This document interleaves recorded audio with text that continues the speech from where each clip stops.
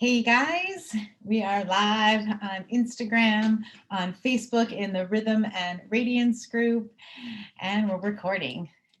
So, hey guys, we are live on Instagram, on Facebook. That happens every single time. I don't know why. But anyway, here we are, and happy summer. We are officially into summer now, and so I am going to be popping on here each day for about 5 to 10 minutes to talk about creating our summer rhythm.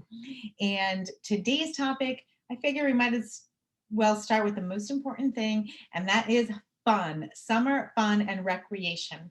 So my suggestion, and something I've been doing for a few years, well, probably more than a few years. I've been doing this a bunch of years.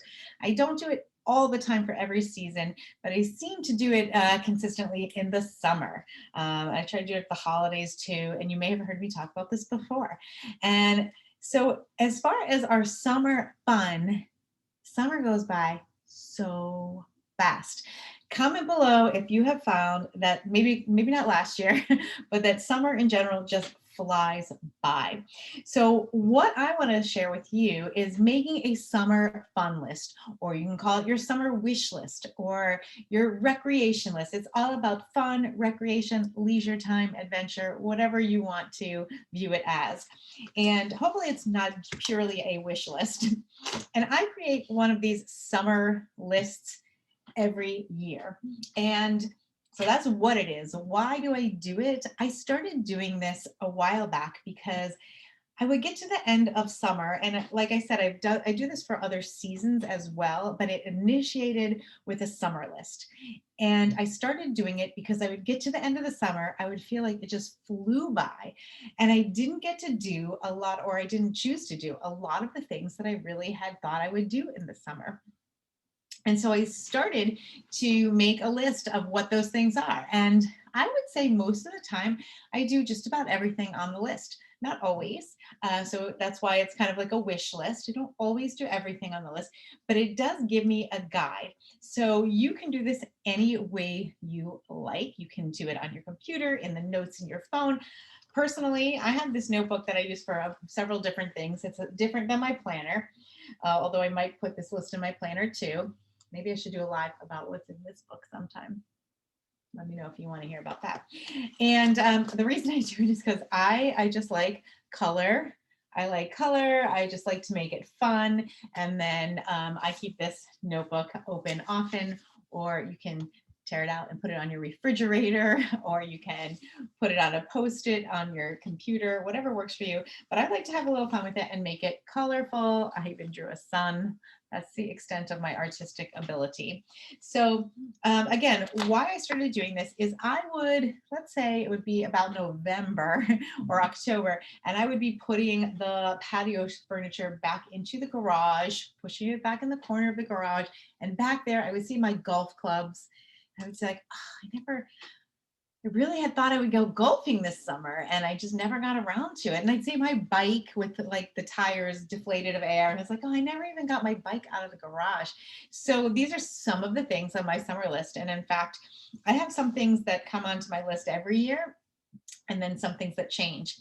And so I make these lists so that I have it in my mind, in front of my face visually, things that I want to do. Now, some of these things take planning, which is why I put it down on my list. So one thing this year, for example, on my list is to go on a trip, go on an adventure trip, hiking trip. And that's like a big trip, and it definitely takes planning. It takes planning, it takes money, right? So I need to know in advance, if I want to do something like this summer, what it is going to look like. Now, another thing on my list this year is to watch my nephews play baseball. Now they live about 2.5 or so hours away from me. So that is also something that takes planning, because I have to get to New Jersey to watch them play, and I have to coordinate that trip with when they actually have games. So that's going to take planning. Other things are not going to take as much planning. So for example, before COVID, I used to really love the idea of having like an impromptu Friday night happy hour on my patio. So where I could just text a girlfriend or two and just have something impromptu on the patio, have a glass of wine or seltzer, and just to kind of wrap up the week. That doesn't take any planning because it's, as the name would suggest, impromptu. Doesn't really take any planning. Usually we'll have, some beverages on hand. And so I can do that anytime. But I don't want to get to the end of summer and wish that I invited people over to the patio before it's too cold to sit on the patio.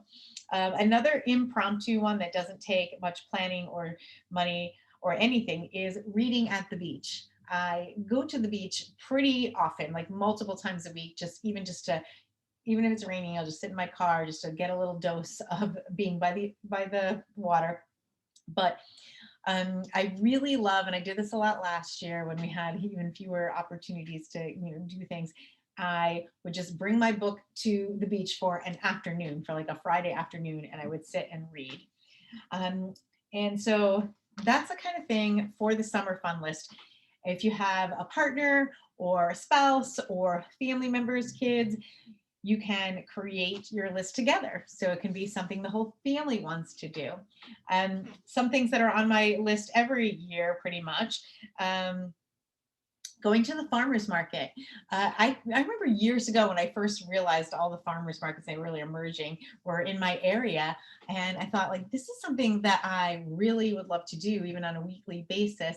So I wrote it down. So now I can remember. It's a reminder to myself, see if the Westport Farmers Market is still happening on Thursdays at the same place, same time, and make sure that when I'm planning my week, let's say maybe next week, I make sure I carve out a little time on that day that the farmers market happens to get there, because I just love going there, and I love when we can buy as many things as we can locally. So those are some of the things on my list, and it could be as simple as one thing on my list, and I think I put it on last year too. Have a lobster roll. Anybody with me love the lobster roll? And so many times I think that came about because I saw a friend of mine or somebody post on Facebook a really popular lobster place in Connecticut. It's a bit of a drive, and I was like, oh, I can't remember the last time I had a lobster roll. I really would like to do that. So now, by putting it out there, making sure that it's in my energy, in my space, it's kind of in the back of my mind, in my subconscious mind, in my conscious mind, I can make it happen. So at some point I will get up there, or when I'm passing through that area to visit friends up in that area, I will make sure I get a lobster roll. Another thing that I love to make sure, I'm not a big ice cream eater year round, because I don't know, just something about cold ice cream. I really only want it in the summer, but I definitely want it in the summer. So I want to make sure that some point this summer I go for a real hot fudge sundae. And that's like a awesome treat that I really would enjoy. Some other things from my list is to go rollerblading at the beach. Sometimes there have been summers where my rollerblades are collecting dust, and want to get out and do that. So all these things are really more directed toward this beautiful summer weather where we can be outdoors more. Another thing for me is paddleboarding. I first did paddleboarding, I don't know, maybe 4 years ago, I don't know, maybe more than that. And then I really wanted to make that something that I did every summer, because it was just a lot of fun. And again, I can't do that most of the year. And I had that maybe 2 years ago. I did not go at all, because by the time I realized that, the classes or the opportunities to paddleboard were just, wrapping up for the fall, I hadn't made a plan to get there. So make a summer list of fun and recreation, leisure activities that you enjoy. However you make it, put it somewhere where you will see it, right? When you put it on paper, write it down, make it happen. That's the way it works in the brain too. So the summer list, why, how, and a little bit about my list. Those are the tips today about creating a rhythm for summer. Now, there are plenty of other tasks and goals and projects and things that are going to be happening this summer. That I have work-related things, some great work projects coming up. I have some house things that I'm working on, some business goals, work goals, but that is not what this list is for. Do not put any of that stuff on your summer fun list. You can put that somewhere else. Put it in your planner. All right, guys, I will be going live every day for a week to talk about more summer stuff. And the time will vary. I didn't have a time that I was free every day at the same time. So just keep your eye out for a post about when the live is going, but it will also be staying in the feed so you can check it out anytime and watch it later. So tomorrow we're going to be talking about summer foods and some really great foods for this season.